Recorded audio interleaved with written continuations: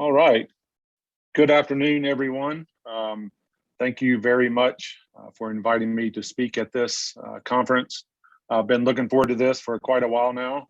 Hope everyone is doing well on this Friday afternoon. Today, I'm going to talk about disease management in turf grasses. We're going to cover a lot of stuff. I want to focus on the basics because I think that's going to help most people the most, if you will. We won't get too far off into specific diseases. Towards the end, I will talk about a few specific diseases, some of the more major diseases in turf. But there are some basic principles that I think if most people understand these, managing turfgrass diseases will be a lot easier. So that's what we're going to start with. First thing I'd like to talk about is just the simple stuff, right? And that's just managing healthy turf. And sometimes that's easier said than done, as we all know. We're all professionals here, and we can do everything right, but sometimes that's not enough, right? But anytime turf struggles, and you think you may have a disease issue or even an insect issue, any kind of pest problem, you kind of need to step back and look at the basics. And if any of you have ever worked on engines before, I always like to compare this to when you're troubleshooting like small engine repair. You're making sure you've got fuel, you've got air, and you've got a spark, right? The three things needed to make an engine run. And it's no different with turfgrass, right? So the first one is light. These are all pretty simple things, but if you're not getting enough sunlight in an area, that is going to weaken the turf, and it's definitely going to make it susceptible to certain diseases. So make sure you're getting adequate light. Make sure you're getting good airflow, right? This is not only airflow above and around the canopy, but I also mean good airflow even in the root zone, by having proper drainage. So, that can be achieved through cultural practices, airification, sand, top dressing, things like that. So you get good air exchange in the root zone. Because if you don't have good air exchange there and things become anaerobic, that leads to disease problems like Pythium root rot and other soil-borne diseases. So we want to make sure we're doing good there.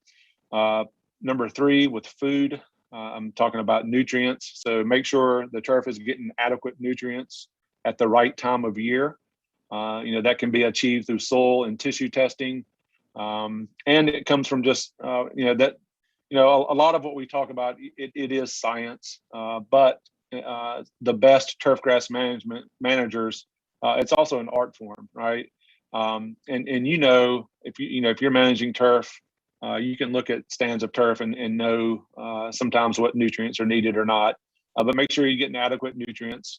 Because we definitely see certain diseases that are more severe when certain nutrients are low. So the best example of all is with dollar spot and low nitrogen.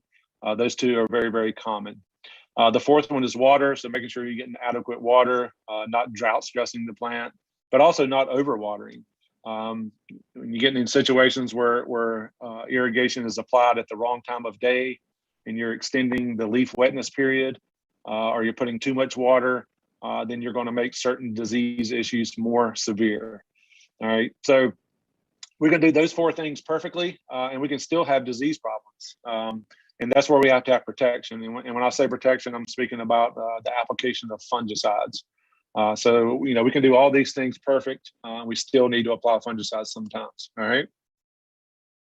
I always like to talk about, if any of you have ever listened to a plant pathologist talk, we always like to talk about the disease triangle. It's a very simple concept, but it is probably the most important concept when it comes to managing plant diseases. And this applies to any plant. It's not just turf. But speaking specifically about turfgrass, when we look at the disease triangle, the host is our turfgrass plant. And this is, for the most part, it's a perennial crop.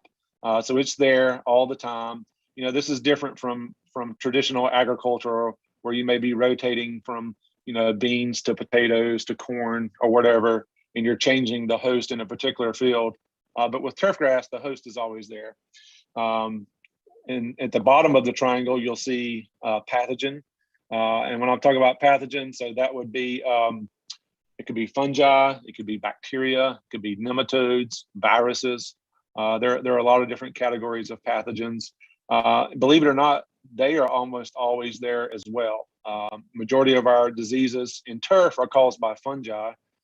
There's one bacterial disease we see, or a couple bacterial diseases that are very rare. One viral disease that we see in St. Augustine grass, once again, very rare.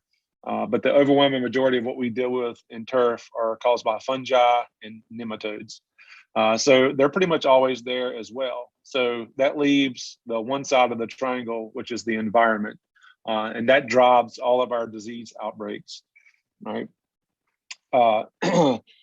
Temperature and water are the most important factors, the factors that influence disease development.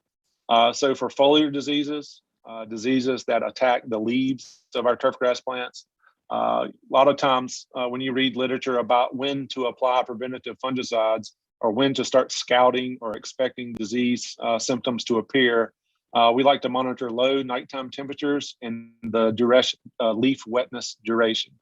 For root and crown diseases, so these are our soil-borne diseases, so things that attack roots, stolons, rhizomes, things like that. We like to monitor soil temperature and soil moisture. Certain diseases have very specific temperature thresholds. So for like brown patch, let's say, which is caused by Rhizoctonia solani, probably one of the most common diseases of all turf grasses. We know that when the brown patch and tall fescue, for instance, we know when the low nighttime temperature is consistently at 65 degrees Fahrenheit, we know that the conditions, the environment is becoming highly favorable for the development of that disease. And that's when you'd want to time or start your preventative fungicide applications. For certain root and crown diseases, let's say something like large patch, which is also caused by Rhizoctonia solani, but affects warm season grasses, so Bermuda grass, zoysia grass, St. Augustine grass, seashore paspalum, etc. We know that when the soil temperature is between about 70 and 75 degrees, for 4 or 5 days in a row, that's when we want to start our fungicide application. So a lot of our diseases, we can predict when to start our fungicide sprays, and it's based on just these few simple parameters. All right, so switch gears just a little bit and talk about how to diagnose diseases, because this is one of the most important things you have to do, right?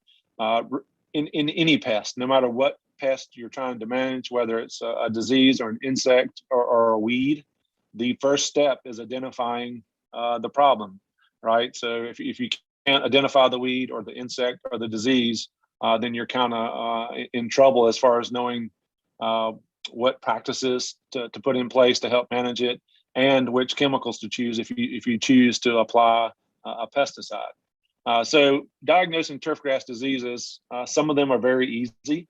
You can look online at the internet. You can look in textbooks, and you'll see very classic photos of certain diseases, and it can be very easy to identify in the field.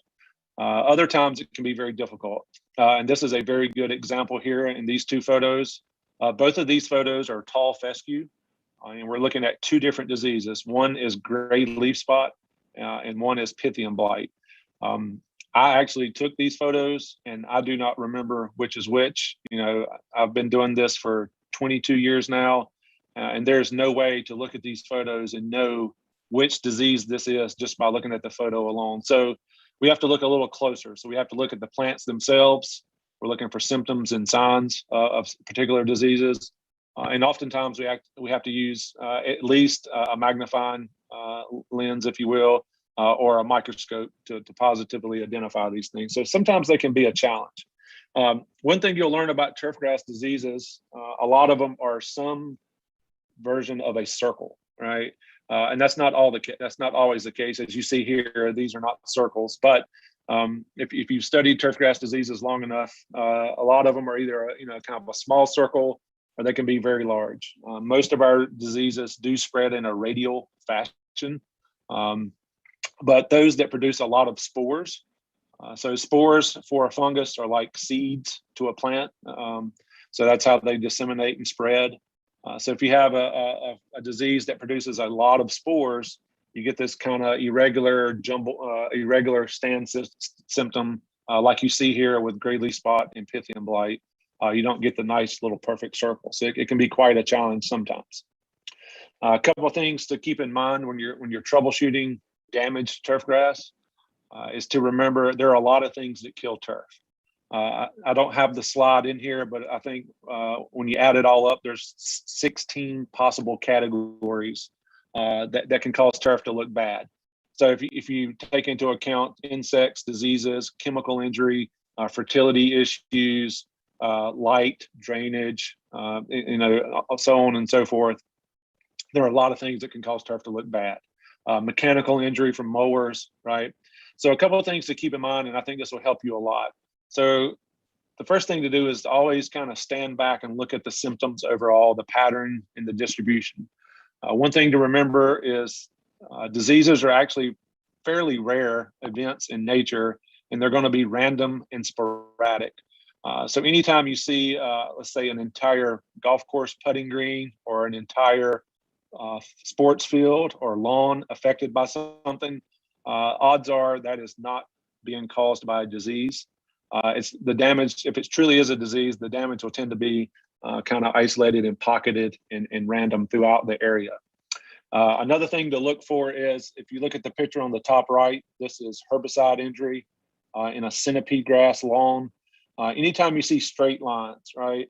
So most everything we do in turf, we attempt to do in straight lines, whether we're mowing, applying chemicals, spreading fertilizer, whatever it may be, we're usually doing it in a straight line. So anytime you see straight line damage, odds are that's something that we've done wrong.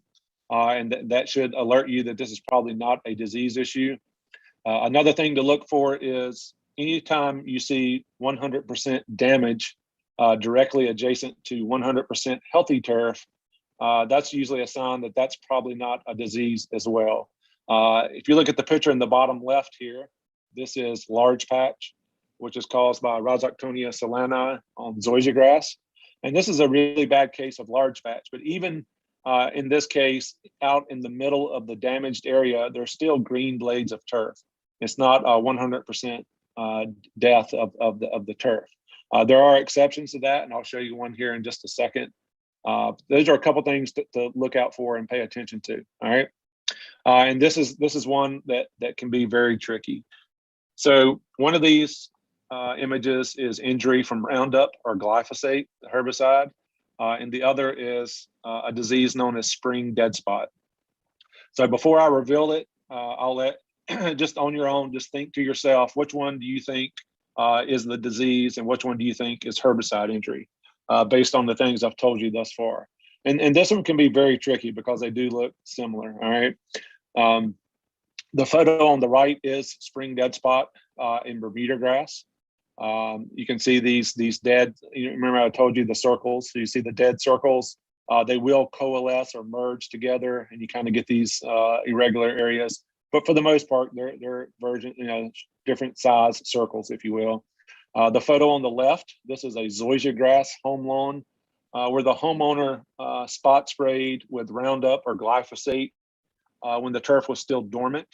That's something we do not recommend in zoysia grass for this very reason, because it will cause injury.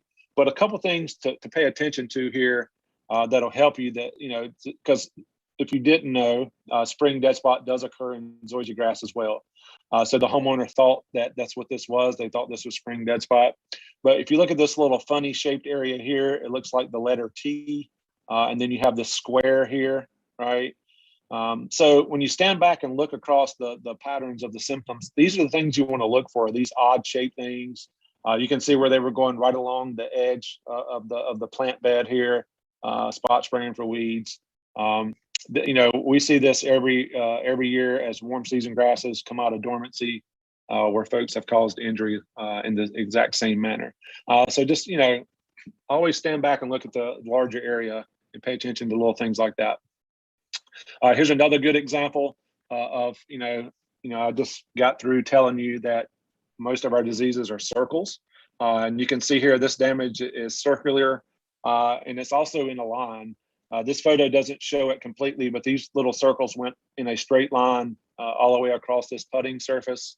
When you look at it up close, you can see it's 100% healthy, directly adjacent to 100% dead.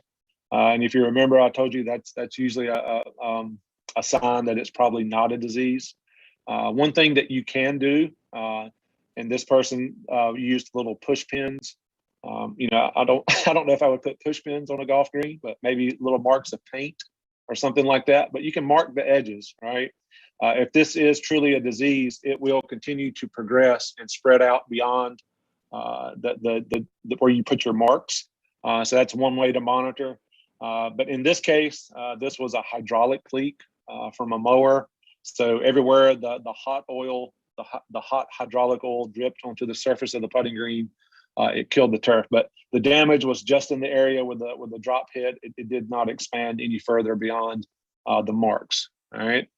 And then my last one, just so you think outside of the box, this was a homeowner here in our state. This is centipede grass. They thought this was in the spring of the year, so they sent photos and samples to our lab, wondering if this was large patch. And I think I mentioned it earlier, but large patch is one of the most common diseases of warm season grasses, caused by Rhizoctonia solani, which is a fungus. But once again, just think to yourself here: is there anything odd about this photo that jumps out to you? Right? What had happened is this person had pressure washed or cleaned their sidewalk with some chemicals, and you can see where the chemical solution spilled off to the left and right, and even followed the yard slopes down towards the driveway here, and they killed their turf with whatever they used to clean their sidewalk.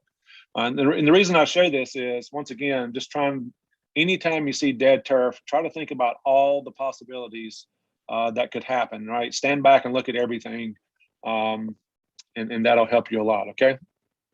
One thing you can always do, this photo here, this is a Bermuda grass putting green here in North Carolina that has a disease known as mini ring or leaf and sheath blight.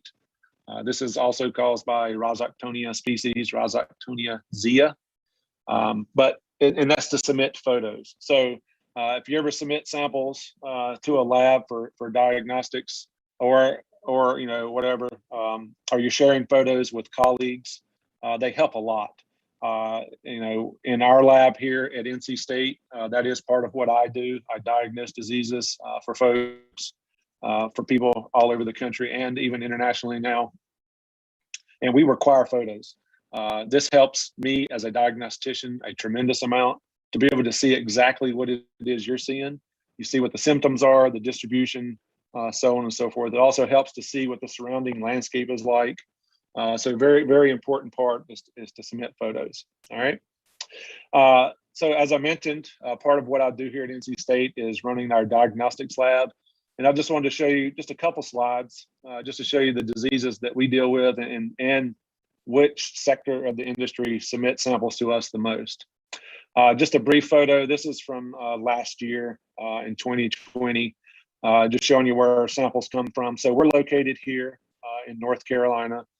So we get samples from all over the country, and we've just opened up to international samples now. But I don't have that up here, but we do receive them from all over the world now. So that's where they come from. This may surprise you a little bit. It may not. But the majority of the samples we get are from golf courses, and not only from golf courses, but from golf course putting greens. So 80% of what we get are from golf course putting greens. So every year we look at about 800 to 900 samples of diseased turfgrass, and 80% of that is golf. All right. If you're not, for those of you that are in golf, you probably understand this. But that is some of the highest maintained high value turf there is. It goes under a lot of stress. You're mowing these plants at a very, very low height. and it just sets them up for susceptibility to a lot of different diseases, right? Landscape samples, when I say landscape, I mean commercial properties, home lawns, things like that. We get a fair amount of samples from ornamental grass nurseries. And you see sod farms and sports turf are very small when it comes to submitting samples to our lab. All right, as far as the actual turf grasses that are submitted, these first two bars are pretty much all golf course samples. So Bermuda grass putting greens is the majority of the samples we get. And then second would be creeping bent grass. And then I'll also lump in or add in annual bluegrass or Poa annua, because certain parts of the United States, it's very common to have mixed stands of creeping bent grass and annual bluegrass. Then you see tall fescue, so that's mostly home lawns, commercial landscapes. Same with zoysia grass. And then you go on down St. Augustine, seashore paspalum, centipede grass. When we get into others, that would be things like ryegrass, Kentucky bluegrass, things like that. So the majority of what we see comes from golf. When you look at just landscape, so commercial and residential properties, it's pretty close tie between tall fescue and zoysia grass. And then you see St. Augustine and centipede. All right. So we're going to switch gears now and talk about fungicides a little bit. There's some important concepts. I think it's very important to understand for fungicides. Sometimes you may pick the right fungicide. Your timing may be perfect, but it may fail. It may not work for you. And I'm going to explain why as we move forward. So a couple things to think about. One of the first things is the word itself, fungicide, which literally means fungus killer. Most of our fungicides we use today don't actually kill the fungus. It only puts it on pause. That's why I have this instead of a stop sign, that's pause. And for those of you that have managed turfgrass diseases before, you know that you can apply a fungicide and then most times you have to come back in 2, 3, or 4 weeks later and you have to apply a fungicide again if conditions are conducive or favorable for that disease, right? And that's what I mean by the fungicides we use don't actually kill the fungus. You're only suppressing it just for a couple weeks. Once that fungicide wears off, the fungus is going to resume growth. So that's why we have to make repeat applications. So that's a very important to understand, especially for any of you that are doing commercial applications, and if you have clients that wonder why it is you have to keep making repeat applications, it helps to explain this part to them. All right. As far as fungicides themselves go, I'm not going to get too far off in talking about specific fungicides. There are a lot of really good references out there that you can look up fungicide recommendations. We have ours on our Turf Files website.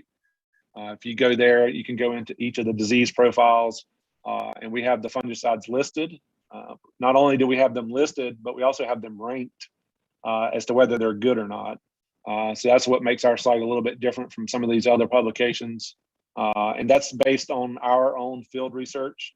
So a big part of our program here at NC State is we evaluate, lots of fungicides, stuff that's currently available, but we also do a lot of research with experimental products that the chemical companies are bringing to market. And we were able to test those against, the majority of diseases. And that's what we're basing our recommendations on. If there are certain diseases that we don't do work on here in North Carolina, we consult with our colleagues at other universities to get their feedback.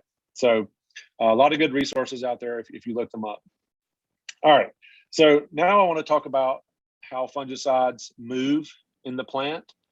This is one of the most important things to understand about fungicides is when you apply that fungicide, when it hits the leaf of the turfgrass plant, what happens to it? And that's what's known as the topical mode of action. And there are different groups, all right? So the first one is what's known as a contact fungicide. So you spray that fungicide and it stays on the leaf surface. Probably the best example of that is our products like Daconil, with the active ingredient is chlorothalonil. And there are others, but to me, this is like paint. It's like if you spray paint on a turfgrass plant, It does stick to the leaf surface, it coats the leaf surface, but it does not go into the plant, nor does the plant translocate the fungicide to the leaf tip or to the roots. So you're just coating the leaves. And these are very short-lived. So usually you're only going to get 7 to 10 days out of these. The biggest reason being, what's one of the most common things we do to turf, and that's we mow them, right? And when you're talking about high value turf, you talk about something like golf course putting greens, those are being mowed daily or every other day. So you're constantly removing just a little bit of that each time. The next one is what's known as a localized penetrant. And there are quite a few of these that we have out there. So this hits the leaf and then it soaks in. So if you hit the top of the leaf, it'll soak through the leaf to the bottom side of the leaf, but the plant does not translocate or move the fungicide throughout. And then we have what are known as the systemic fungicides. The majority of the fungicides we have are systemic, and these are ones that are absorbed into the plant and then they are translocated. The majority of those are what are known as acropoidal penetrants, which means they move upward only. We'll talk about why that's important here in a minute, but start thinking about that. Why would that be important, right? If I'm spraying a fungicide for a disease that attacks the root system, and I use a fungicide that moves upward only in the plant, I'll give you the answer in a minute, but start thinking about why. What's something you may have to do to help that fungicide work, all right? And then the last one, they're known as true systemics. There's only one group of true systemic fungicides, and those are known as the phosphites. So things like Signature, Appear, or any of the generic phosphites that are available, those do move up and down in the plant, and those are mainly used on golf courses, all right? This is a very good visual of everything we just talked about. I love this photo. So these are actually leaves of wheat that have a disease known as powdery mildew. If you look at the top leaf, so this is an untreated leaf, you can see it's severely devastated by the disease powdery mildew. And then come down to the third leaf, which has been treated with azoxystrobin. Here in the United States, it's sold as Heritage. Very, very popular, very common fungicide. And so this fungicide is one of those systemic fungicides that moves upward only. So you can actually see the residue in between the two little marks here where they applied the fungicide. And you can see this wheat plant, this leaf, picked up that fungicide and it moved it all the way out to the leaf tip and gave 100% control of the powdery mildew, but none of the fungicide went back towards the root system, right? Very, very good visualization of that. On the fourth leaf here, this was treated with that localized penetrant. So this is the one that just soaks into the leaf blade and doesn't move around. And you can see that here. So they applied it. It did kind of soak into the left and right a little bit, but it really did not translocate up, nor did it translocate down. So understanding that with your fungicides will help you a lot. When it comes to applying your fungicides, it really helps to understand where the disease is attacking. So if it's a foliar disease, so something like dollar spot, brown patch, things like that, we can apply our fungicides in 1 to 2 gallons of water per 1,000 square feet. That's the carrier volume. So that's how much water is riding out when you spray with your sprayer. It does not affect the rate of the fungicide you're applying. This is just the carrier volume. If we're dealing with a crown disease, so something maybe like large patch or something like even basal rot and anthracnose, things that are lower in the profile, we may up our water to 2 to 3 gallons per 1,000 square feet. And then when we're talking about root diseases, we have to go up to 5 gallons of water per 1,000, or we have a good irrigation system, we need to water that fungicide in immediately in order to move the fungicide down to where the target is. So going back to telling you to think about why it's important that you understand that fungicides, some of these fungicides move upward only. This is why. So if you're treating for a root disease, say something like spring dead spot in Bermuda grass or zoysia grass, and like I said, you can pick the best fungicide. Your timing can be perfect. You've been monitoring soil temperatures, all that good stuff. and then you only apply it in 1 to 2 gallons of water per 1,000, and you just put it on the leaves of the plant, then it's never going to work because the fungicide's not going to move down on its own down to the root system. So, the only way for that to be effective is to apply irrigation or go in a higher carrier volume to help wash that fungicide down to where it needs to be. So keep that in mind. This is another photo that I really like. This illustrates this very well. This is, we're trying to control a soil-borne disease here in creeping bentgrass, known as summer patch. So this attacks the roots of the turfgrass plant. So on the left side, this is non-inoculated. So we did not put any fungus in these containers, if you will. On the right side, it is inoculated. So we added the fungus to underneath into the root system of these plants. And then we had different irrigation strategies. So we applied the fungicide with 0 irrigation, and then we applied the fungicide and then followed that with 2.5 millimeters of irrigation, and then 3 millimeters, and then up to 6 millimeters. So typically when we're talking about managing soil-borne or root diseases, and you apply a fungicide and you're going to run irrigation to water that treatment in, you need to be somewhere between 3 and 6 millimeters of post-application irrigation in order for it to be effective. And this illustrates that very well, okay?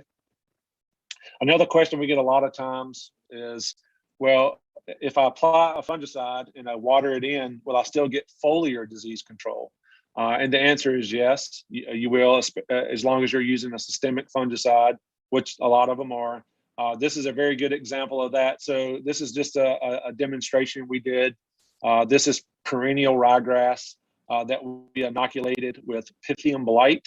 So you can see how devastated these non-treated plants are by Pythium blight. But over here on the left, we treated with some fungicides that are very good for Pythiums, and these were watered in.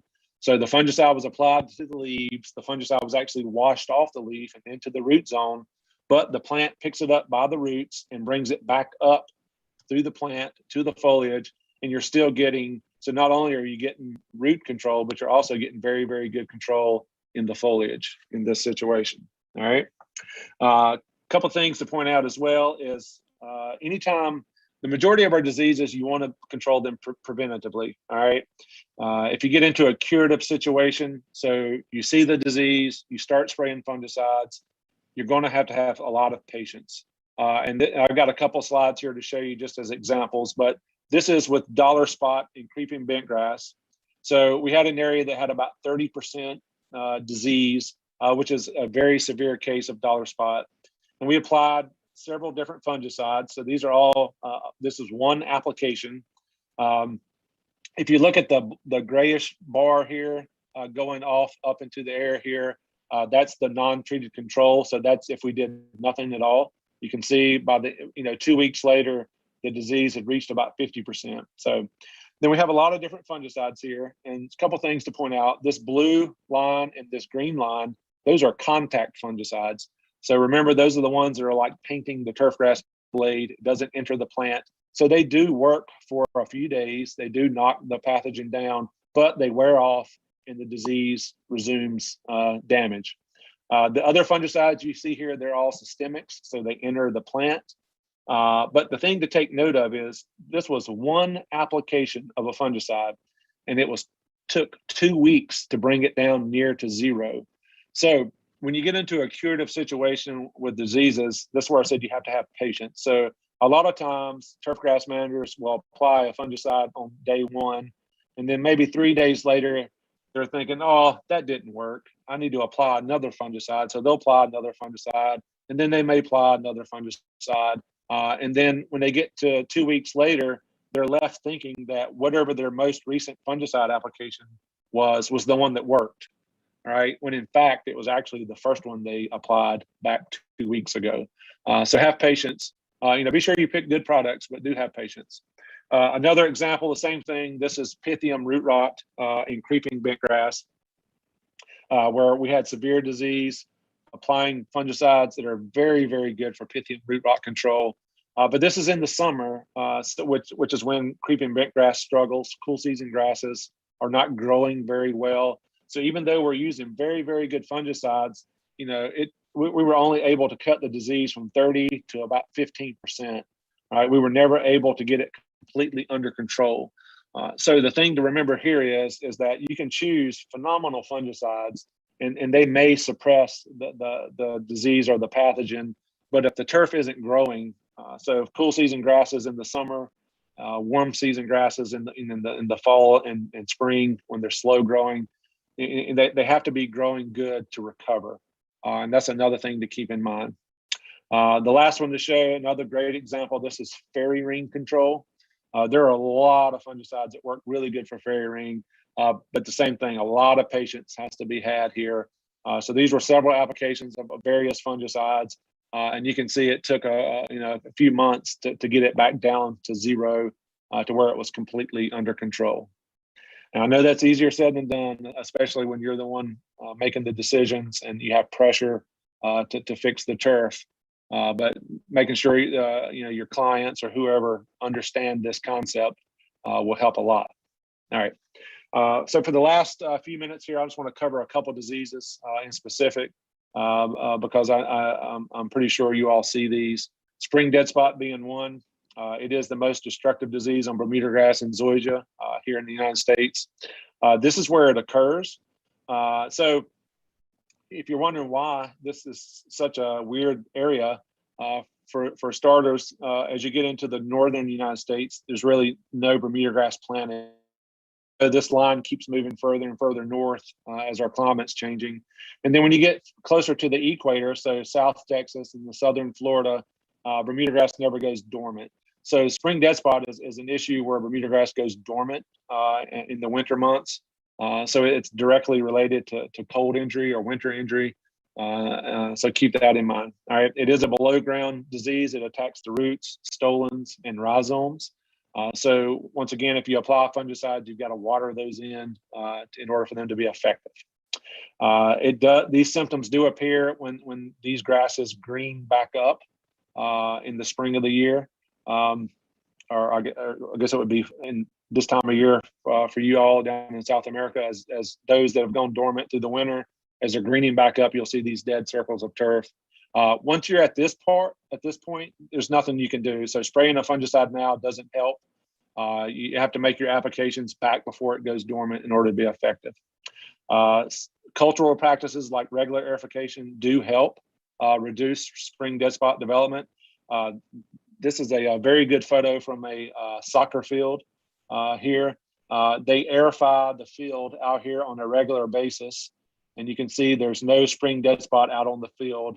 But over here with the players stand, parents, and so forth, very compacted turf. They had not been aerifying or removing cores, and you can see the spring dead spot is very severe in this area. So regular cultural practices like aerification definitely help a lot, removing thatch. Spring dead spot is very difficult to control. It can take several years to get under control with fungicides. It does help to map those areas or take photos, make notes, because spring dead spot will occur in the same spots year after year. You want to apply your products before the turf goes dormant, when that soil temperature is between 16 degrees Celsius and 27 degrees Celsius.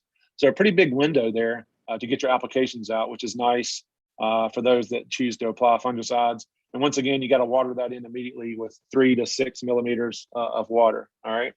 And when I say immediately, that's as soon as the sprayer leaves the surface, the irrigation needs to be turned on. You don't want to wait and do it that night. You don't want to wait till the next day. It needs to be right away if at all possible.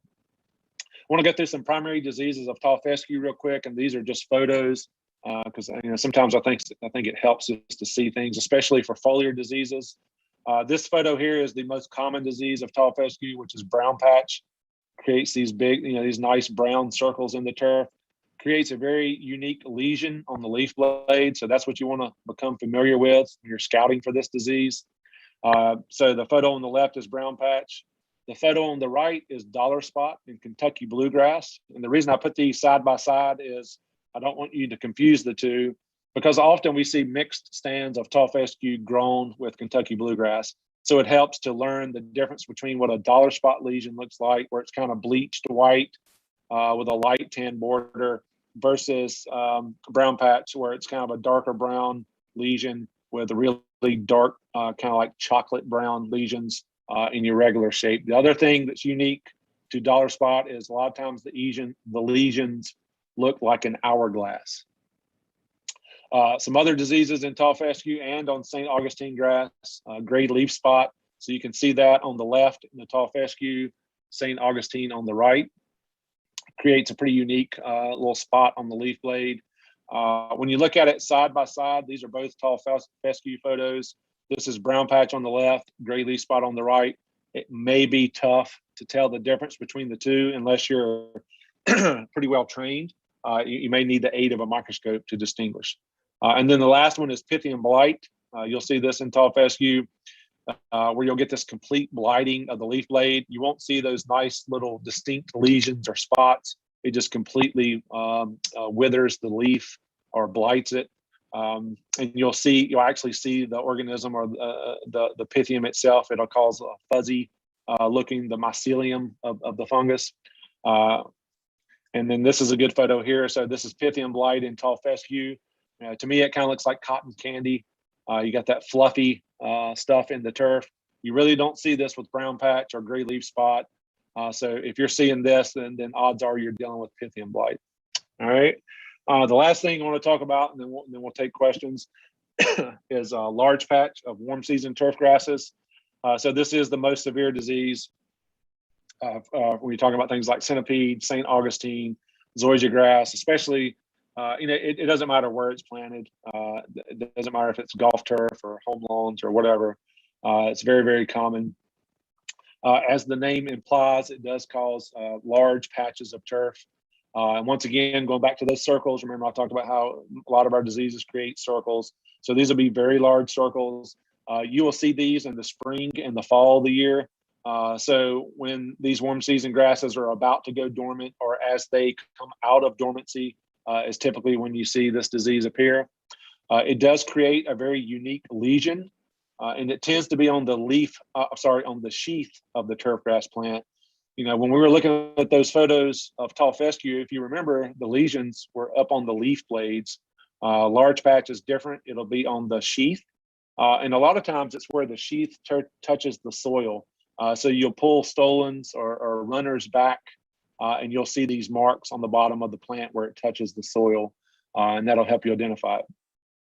Conditions that favor large patch, it tends to be when the soil temperature gets below 27 degrees Celsius for centipede and St. Augustine grass. For zoysia grass, it's a little bit cooler, so 21 degrees Celsius is where we see that. And with any disease, I know I just have it here, but for a lot of our diseases, if you have excessive thatch, poor drainage, things like that, that's going to make these diseases worse or more severe. Just remember that fungi love water, so you want to manage that. Fertilizing too much with nitrogen when they wake up and coming out of dormancy or before they go into dormancy can be a problem as well. And always make sure you mow at the correct height. Final thing I'll show you is with large patch, and this kind of brings it all together with what I was talking about with the fungicides, is large patch is right at the soil surface or just below the soil. So we want to make sure we're getting it out in a high carrier volume. So using a fungicide that's very, very good for this disease is oxystrobin, or it's known as Heritage. When we put the fungicide just on the leaf blade, we get 0% control. If we put it on the sheath, we get a little bit better control. But if we get it down to the stems, which are right at the soil surface or just below the soil surface, by having our carrier volume up to at least 2 gallons of water per 1,000, we get excellent control. So, once again, going back to the whole carrier volume thing and knowing where the disease attacks the turfgrass plant, whether it's hitting the foliage or the roots, will help you a tremendous amount. When you choose those fungicides and you apply them, you want to make sure that they're right on target. If you want to learn more about turfgrass disease,